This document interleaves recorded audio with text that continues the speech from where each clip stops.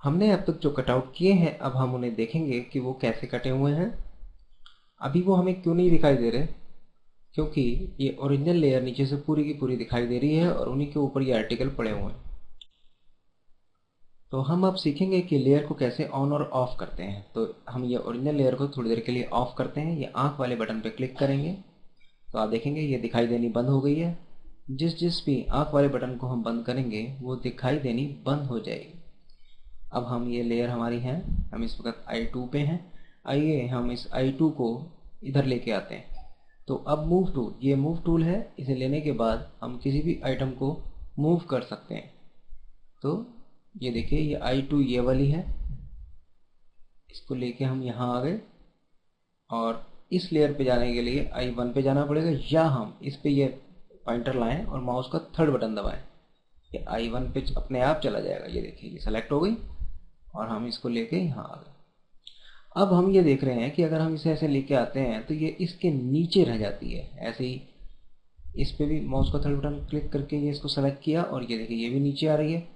तो हम इसके लिए क्या करें, इसके लिए हमें इस दोनों लेयरों को इस लेयर के ऊपर लाना होगा। तो चलिए उसके लिए पहले हम I2 को सेलेक्ट करते हैं और पकड़े पकड़े माउस से इस वाटरमेलन के ऊपर लाके छोड़ देते हैं। ये देखिए अब ये इसके ऊपर आ गई। इसी तरह से I1 को सेलेक्ट करते हैं और इसको भी I1 2 के ऊपर ले आते हैं। अब ये दोनों लेयर पे जो आर्टिकल है वो अब इस वाटरमेलन के ऊपर आ गया है। वही फिर माउस का थर्ड बटन क्लिक करके हम I1 पे आते हैं और इसको ऐसे इसके यहाँ ले आते हैं। अब I2 सेलेक्ट करते हैं और इसको भी लेके आते हैं, लेकिन ये लेयर इसके नीचे जा रही है जबकि हमें ये इसके ऊपर लानी है। तो इसके लिए हम I2 को I1 के ऊपर लाके रख देंगे। ऐसे ये आ गई और अब हमने इसको ये ऐसे इसके साथ रख दिया। जूम टूल से हम इसको बड़ा करके देखते हैं। ये हमारी आँख का एक हिस्सा बन गया। इसको और ठीक से रखते हैं सेंटर में। ये देखिए अब ये आँख को अगर बड़ा करना हो तो हम सीखेंगे कि बड़ा कैसे करते हैं और इसे घुमाते कैसे।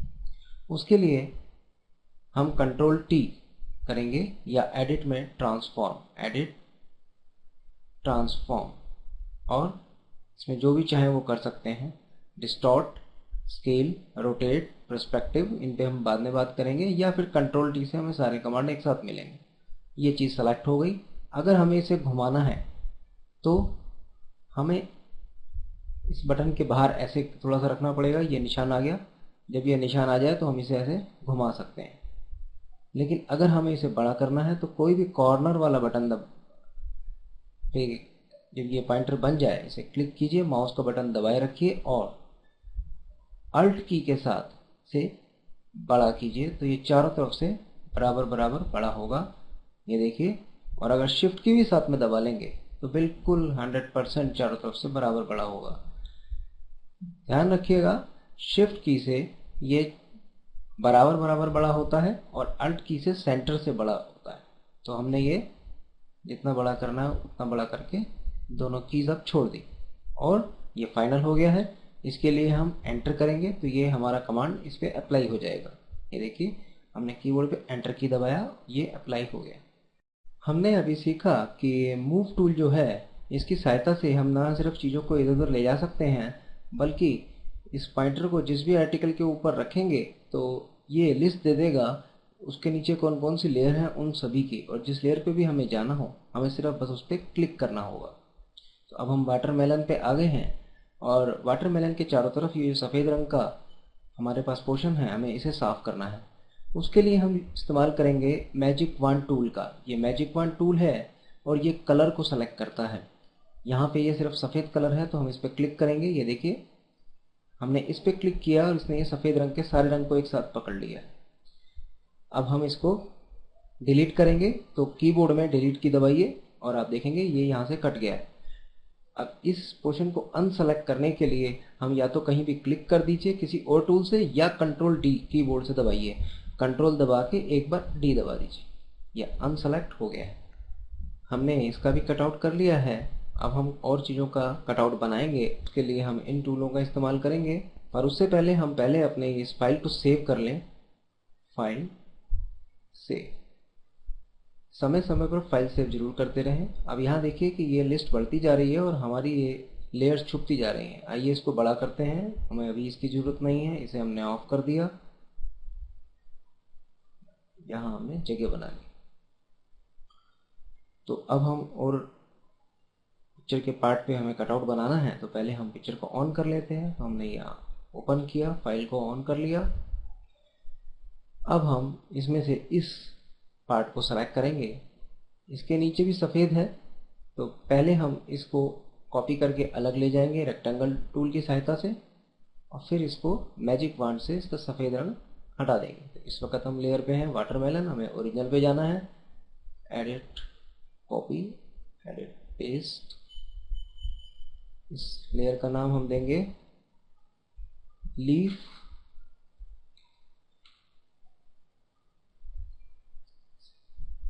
ये लीफ ले आए और इसको भी उठा के हम सबसे ऊपर ही ले जाएंगे। अब हम इसको ऑफ करेंगे।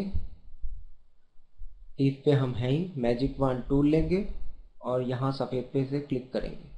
ये फिर बहुत अच्छी तरह से सेलेक्ट हो गया है और अब हम इसको डिलीट कर देंगे। फिर वही अनसेलेक्ट करने के लिए कोई और टूल यूज़ कीजिए, क्योंकि अगर आपने इसको कहीं और क्लिक किया तो ये इस वाले एरिया को सेलेक्ट कर लेगा। इसीलिए हमने कंट्रोल डी से इसे अनसेलेक्ट कर लिया। और इसको फिर से सेव, या तो फाइल में जाके सेव करिए या ये कंट्रोल एस कमांड चलाइए। हमने ये सेव कर दिया। अब हम इसका कटआउट बनाएंगे। उसके लिए हम जूम टूल से इसे बड़ा करके देखेंगे। तो इसमें हम कौन सा टूल इस्तेमाल करेंगे? जी हाँ, इस बार भी हम इसमें मैजिक वांड टूल का इस्तेमाल करके इसे सेलेक्ट करेंगे। मैजिक वांड टूल एक कलर की रेंज को पकड़ता है। जैसे यहाँ पीला है तो ये पीले की रेंज को पकड़ने की कोशिश करता है, और ये नंबर, जैसे जैसे हम नंबर बढ़ाते हैं वैसे वैसे ही ये रेंज को पकड़ने की कोशिश करता है। आइए देखते हैं। हमने ये क्लिक किया बीचों बीच, ऐसे यहाँ, क्योंकि ये रंग सबसे ज़्यादा है इसके अंदर। देखिए इसने ये वाला पार्ट सेलेक्ट कर लिया जबकि ये रह गया।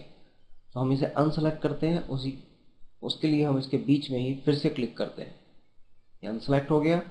अब हम यहाँ पे नंबर बढ़ाते हैं। चलिए हमने नंबर बढ़ाया 60, और अब हम फिर से यहीं पे ही क्लिक करते हैं। ये देखिए अब इसकी रेंज बढ़ गई, तो इसने और ज़्यादा चीज़ें सेलेक्ट कर ली। लेकिन अभी भी शायद नंबर कम रह गया है। इसको फिर से अनसेलेक्ट करते हैं, इसके बीच में फिर से क्लिक करते हैं, और इस बार हम नंबर देते हैं इसमें 100। और अब देखते हैं कि एक रेंज कितनी पकड़ता है। जी हाँ, इस बार इसने इसे पूरी तरह से सेलेक्ट कर लिया। और अब हम इसका कॉपी और पेस्ट करेंगे। Edit, copy, edit, paste. और इस लेयर का नाम वही, माउस का थर्ड बटन दबाएंगे, लेयर प्रॉपर्टीज में इसका नाम बदलेंगे, नाम रखेंगे इसका नोज एंड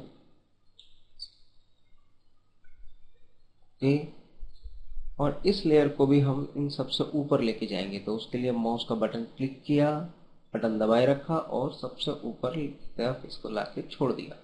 ये नोज सबसे ऊपर आ गया। आइए आगे बढ़ते हैं। पैटर्न स्क्रीन पे क्लिक किया। अब हम इसको सेलेक्ट करके इसका कटआउट बनाएंगे। उसको हमने बड़ा करके देखा, सर्किल टूल लिया और इसको सेलेक्ट किया, और स्पेस बार दबा के साथ में ही हमने इसकी पोजीशन को बनाया। ये हमने सेलेक्ट कर लिया। अब हमें ये देखना है कि हम किस लेयर पे हैं। हम नोज पे हैं, होना हमें ओरिजिनल पे चाहिए। ओरिजिनल को सेलेक्ट किया, एडिट, कॉपी एंड एडिट में पेस्ट। माउस का थर्ड बटन दबा के इस लेयर पे हमने लेयर प्रॉपर्टी में गए और इसका नाम बदला लिप्स।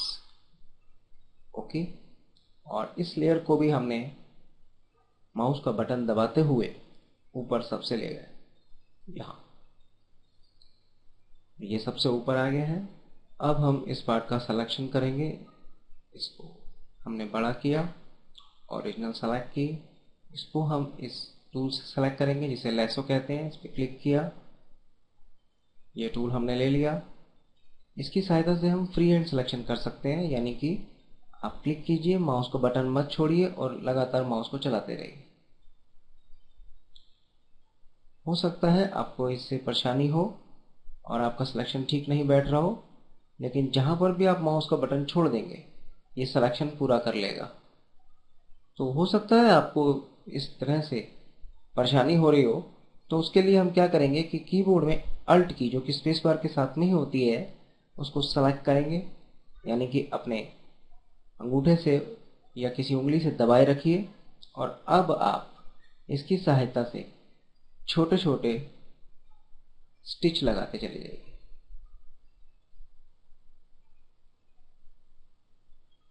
ये देखिए, अल्ट की सहायता से आप बहुत अच्छी तरह से और आराम से एक बेहतर सिलेक्शन कर सकते हैं।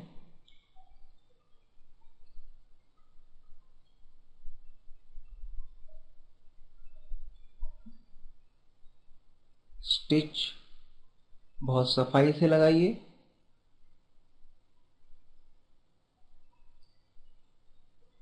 ताकि आपका सिलेक्शन बहुत ही खूबसूरती के साथ हो।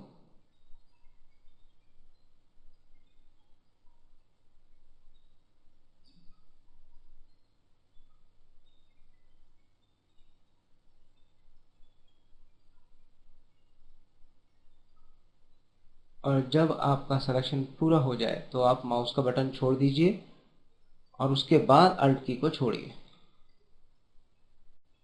ये हमारा सिलेक्शन हो गया है।